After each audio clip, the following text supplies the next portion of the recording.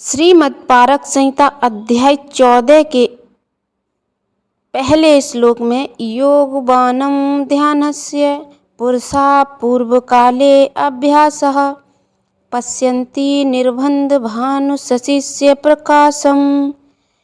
पहले श्लोक में श्री स्वामी अनुभूदेव अनुरागी जी महाराज परमहंस सहज योगेश्वर जी निर्बंध यानी कि एक साधक एक जिज्ञासा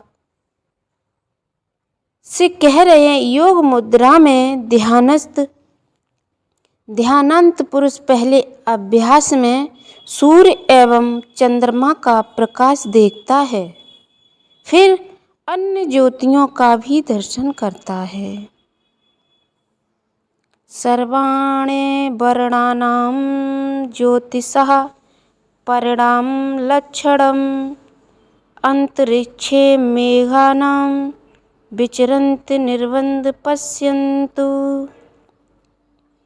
दूसरे श्लोक में ध्यान पर विचार करते हुए श्री गुरु महाराज जी कहते हैं कि हे निर्बंध, जब साधक ध्यान से कुछ देर तक आज्ञा चक्र पर देखता है तो वह सब प्रकाश के वर्णों वाली ज्योतिषियों को क्षण में ही बदलते हुए देखता है और अंतरिक्ष में बादलों को जाते हुए देखता है।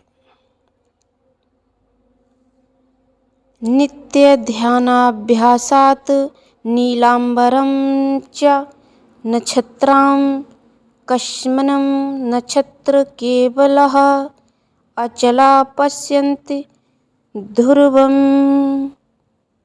तीसरे श्लोक में सद्गुरुदेव भगवान कहते हैं, नित्य ध्यान का अभ्यास करने से साधक नीले रंग वाले आकाश को और बहुत से नक्षत्रों को भी देखता है और कभी-कभी संपूर्ण आकाश में एक अचल ध्रुव नक्षत्र को देखता है, जो इसमें भी अचलता का प्रमाण दे रहा है। अचलम ध्यानम केंद्र जातः पश्यन्तु सह इष्टम निर्बन्ध सद्गुरस्य दर्शन ईशः चित्त स्थिरम। चौथे श्लोक में योगीराज भगवान कहते हैं कि हे निर्बंध, ध्यान की अचलता को जाने पर वह अपने इष्ट देव सद्गुरुदेव का दर्शन करता है, जो चित्त को स्थिरता प्रदान करता है, ऐसा ध्यान में देखता है।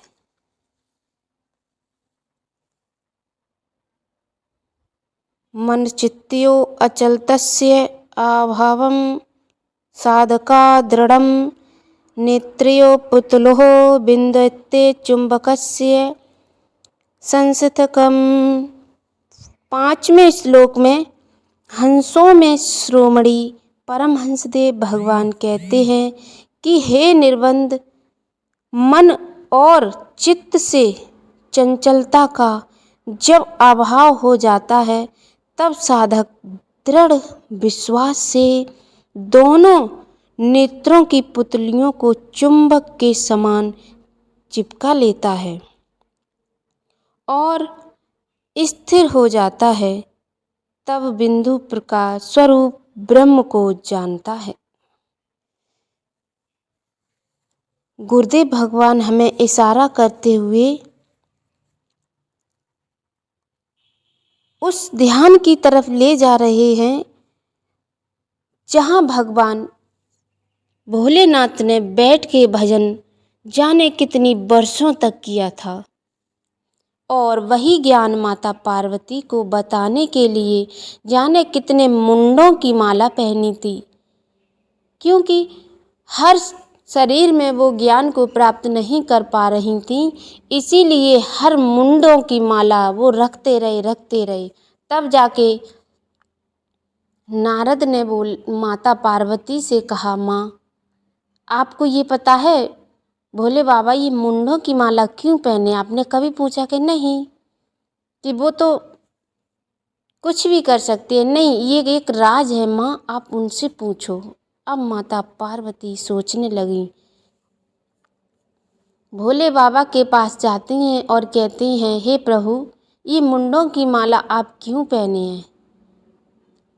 है सती साधना की विनय तुम सुनो, किस तरह प्राणपत की समाधि लगी। भोले बाबा उनको उस बारे में कथा संपूर्ण सुनाने लगे। जब माता पार्वती का पूरा बोध हो जाता है, तब भोले बाबा उनको वही पहले क्लास का ज्ञान देते हैं।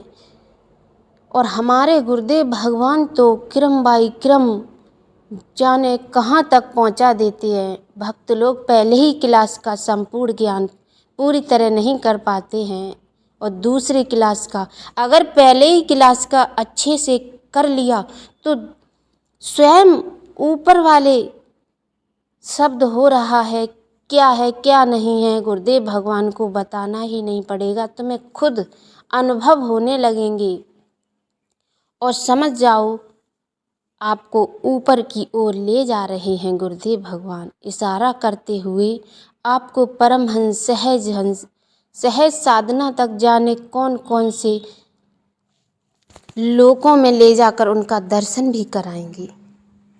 ये ज्ञान बहुत ही ऊंचा ज्ञान है, केवल समझने के लिए ऊंची सोच चाहिए।